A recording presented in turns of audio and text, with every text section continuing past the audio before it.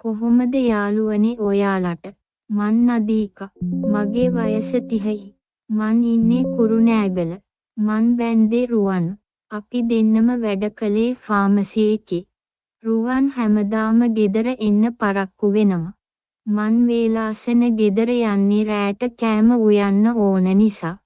එහා ගෙදර අංකල් අපේ ෆාමසි එක ඉස්සරහින් ගෙදර යන නිසා මාවත් දාගෙන බයික් එකේම යන්න හුරු වෙලා හිටියා. මුල් කාලේ නම් මට වෙනසක් තේරුනේ නෑ. මොකද අසල්වැසියන් නිසා. ඒත් අංකල් එන්න මට ලං වෙන්න ගත්තා. මාත් එක්ක ආදරෙන් කතා කරන්න ගත්තා. කොටින්ම කිව්වොත් මගේ ඇගට ආවා. මං බයික් එකේ ගියත් එයාට හේතු වෙලා ගියේ නෑ. මොකද අංකල්ට මට වඩා ටිකක් බාල ළමයි හිටපු නිසා. අංකල් කිව්වට එයාට වයස 51යි. තාම කොල්ලා වගේ ඉන්නවා. රුවන් උනත් සැක කළේ නෑ. මාව අංකල් අතේ ගෙදර යෑවා. අංකල් වැඩ ඇරිලා අපේ ෆාමසි එක ළඟට හරියටම එනවා 5:30ට. මං එතකොට ලෑස්ති වෙලා ඉන්නවා. එක දවසක් අංකල් මාව ගේ ගාවින් දාන්නේ නැතුව ඇතුළටම ආවා. ඇවිල්ලා කිව්වා නදීකා ඔයා හරි ලස්සනයි කියලා. මට ඒ කිව්ව විදිය ඇල්ලුවේ නෑ. අංකල් අපේ ගෙදර ඉස්සර නිතරම ආවත්. අද ගෙදර කවුරුත් නැති නිසා මං බය වුණා. අනකල් මට වතුර වීදුරුවක් ගේන්න කිව්වා. මං බයෙන් ගිහින් වතුර වීදුරුවක් ගෙනාවා. අංකල් වතුර වීදුරුව ගන්න ගමන් මගේ අතින් ඇල්ලුවා. මං කිව්වා මේක කරන්න හොඳ නැති වැඩක්. මට එහෙම කරන්න එපා කියලා. අංකල් කිව්වේ බය වෙන්න එපා නදීකා. මං ඔයාගේ හැමදේටම ඉන්නවා කියලා. මං බැදලා වැඩි කල් නැහැ. රුවන්ට මාව විශ්වාසයි. ඒත් හදිස්සියේ හරි රුවන් ආවොත් සැකයක් ඇති වෙන්න පුළුවන්. මං අංකල්ට කිව්වා ඉක්මනට ගෙදර යන්න කියලා. අංකල් එදා ඒක අහලා ගියා. ඒත් ආයේ එනවා කියලා තමා ගියේ. දැන් මොකද කරන්නේ? මට හිතාගන්න බෑ. අංකල් මේ විදියට නිතරම යන්න ගත්තොත් ඒක මටත් හොඳ නෑ. ගෙවල් ළඟ මිනිස්සුත් බලාගෙන මං හැමදාන අංකල් එක්ක බයික් එකේ එන එක. තව දවසක හවස මාව ගන්න අංකල් ආවා අපේ ෆාමසිය ළඟට.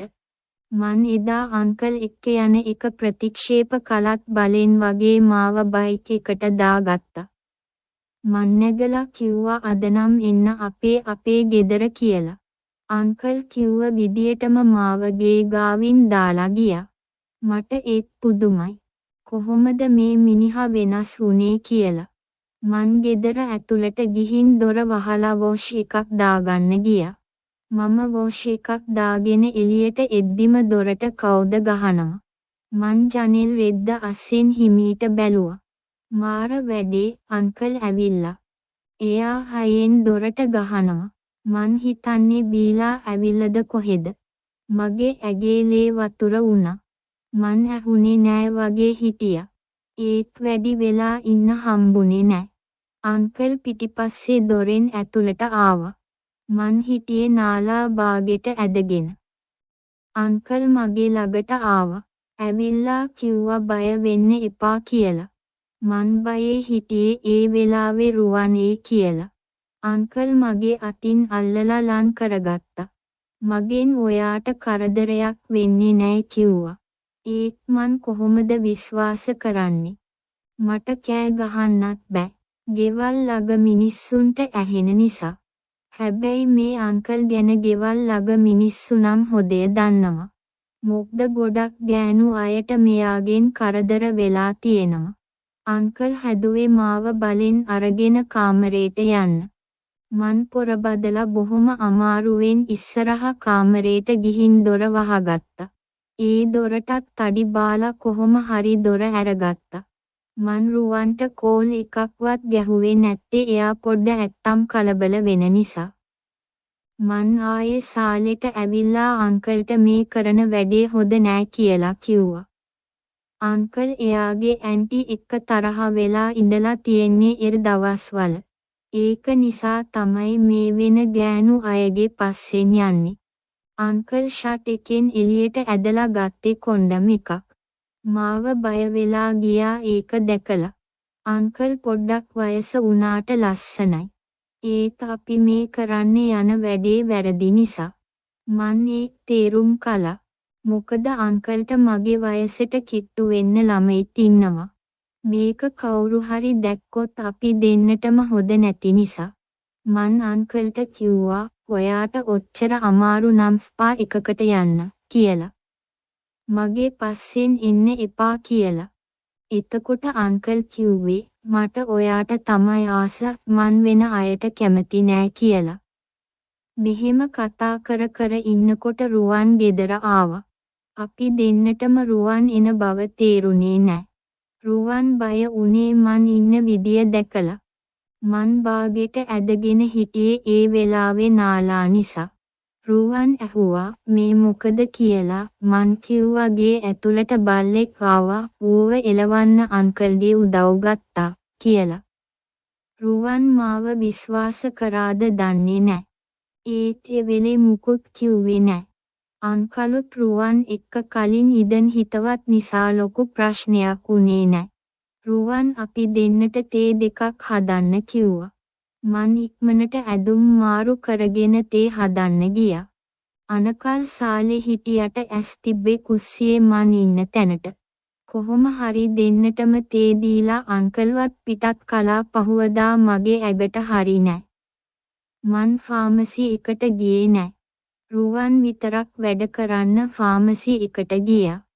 මං ගෙදර උයලා කරලා නින්දක් දැගෙන හිටියේ. අංකල් මං ගැන හැමතිස්සෙම සෝදිසියෙන් තමයි ඉන්නේ. මං යන එන තැන් ගැන.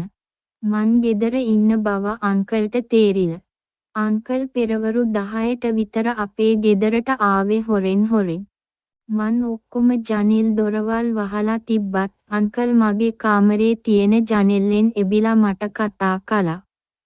මං කිව්වා කරුණාකරලා යන්න නැත්තම් මට රුවන්ට කියන්න වෙනවා කියලා. පස්සේ අංකල් කිව්වේ එයා මං ගැන තිබ්බ වැරදි අදහස අයින් කරගත්තා. ආයේ කරදර කරන්න එන්නේ නෑ කියලා. මට අසනීපේ තත්ත්වේ අහලා මොනා හරි කඩෙන් ගේන්නද ඇහුවා. මං කිව්වා කිසිම අඩුපාඩුවක් නෑ. බොහොම ස්තුතියි ඇහුවට අංකල් යන්න කියලා. අංකල් එහෙම්ම ගෙදර ගියා. මම අංකල්ට පොඩි හරි chance එකක් දුන්නනම් මට වෙන්නේ බඩක් උස්ස ගන්න. මං ඒ දෙවල් වැරදි කියලා තේරුම් කරපු නිසා අපි අතර වැරදි දෙයක් උනේ නෑ. රුවන් මාත් එක්ක ආදරෙන් ඉන්න නිසා මට වෙන කෙනෙක් ඕන වුණෙත් නෑ. රුවන් මං ගැන හොයලා බැලුවේ නැත්තම් මං අංකල් එක්ක සම්බන්ධකමක් පවත්වන්න ඉඩක් තියෙන්න තිබ්බා. ඒත් දැන් අංකල්ගෙන් මට කරදයක් නෑ. අපි හැමෝම හොඳින් ඉන්නවා.